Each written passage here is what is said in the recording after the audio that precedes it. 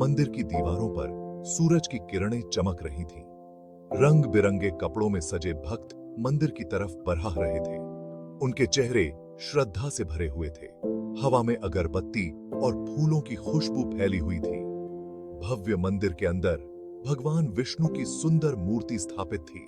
वह गहनों और फूलों की मालाओं से सजे हुए थे। पुजारी मंत्रों का जाप कर रहे थे। उनकी आवाजें विशाल हॉल में गूंज रही थीं। भक्त भगवान को फल, फूल और प्रार्थना अर्पित कर रहे थे। वे श्रद्धा से अपना सर झुका रहे थे। वहां शांति और भक्ति का माहौल था। यह दिन ब्रह्मांड के पालनहार भगवान विष्णु को समर्पित था। यह दिन था कामिका एकादशी, हिंदू कैलेंडर में बहुत धार्मिक महत्व का दिन। कामिका एकादशी पवित्र श्रावण मास में आती है, जो आध्यात्मिक चिंतन और भक्ति का समय होता है। यह दिन ब्रह्मांड के पालनहार भगवान विष्णु की पूजा को समर्पित है। हिंदुओं का मानना है कि कामिका एकादशी का व्रत सच्चे मन से रखने से व्यक्ति के पाप धुल जाते हैं। यह उनके जीवन में शांति, समृद्धि और आशीर्वाद ला सकता है। यह दिन विश्वास, क्षमा और ईश्वरीय कृपा की शक्ति की याद दिलाता है। कामिका एकादशी की कहानी पाप, पश्चाताप और मुक्ति की कहानी है। यह हमें क्षमा मांगने के महत्व और भगवान विष्णु की असीम दया के बारे में सिखाती है। आइए हम इस मनोरम कथा में उतरें। एक समय की बात है, एक बहादुर योद्धा था। वह बलवान और शक्तिशाली था।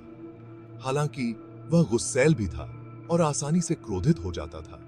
एक दिन गुस्से में उसने गलती से एक ब्राह्मण की हत्या कर दी। समाज में ब्राह्मणों को पूजनीय माना जाता था और एक की हत्या करना एक गंभीर पाप था। योद्धा अपने किए पर भयभीत था। वह पछतावे और अपराध बोध से भर गया। वह जानता था कि उसने एक भयानक अपराध किया है।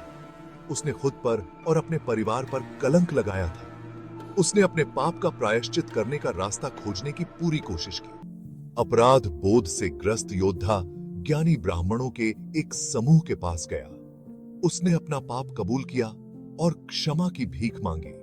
उसने उनसे अपने द्वारा किए गए भयानक कृत्य से खुद को छुड़ाने का तरीका पूछा। ब्राह्मणों ने योद्धा की प्रार्थना धैर्यपूर्वक सुनी।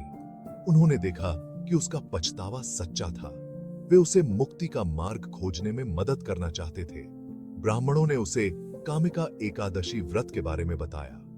उन्होंने समझाया कि इस व्रत को सच्चे मन और भक्ति के साथ करने से उसके पाप धुल सकते हैं। ब्राह्मणों ने योद्धा को कामिका एकादशी का व्रत रखने का तरीका बताया।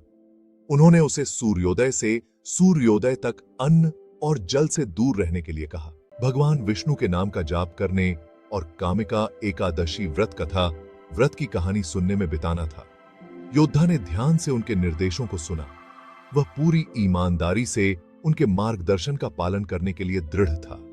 वह जानता था कि यही उसके लिए क्षमा मांगने और अपनी आत्मा को शुद्ध करने का मौका था। वह अपने पाप का प्रायश्चित करने के लिए कुछ भी करने को तैयार था। योद्धा ने पूरी श्रद्धा से कामिका एकादशी का व्रत किया।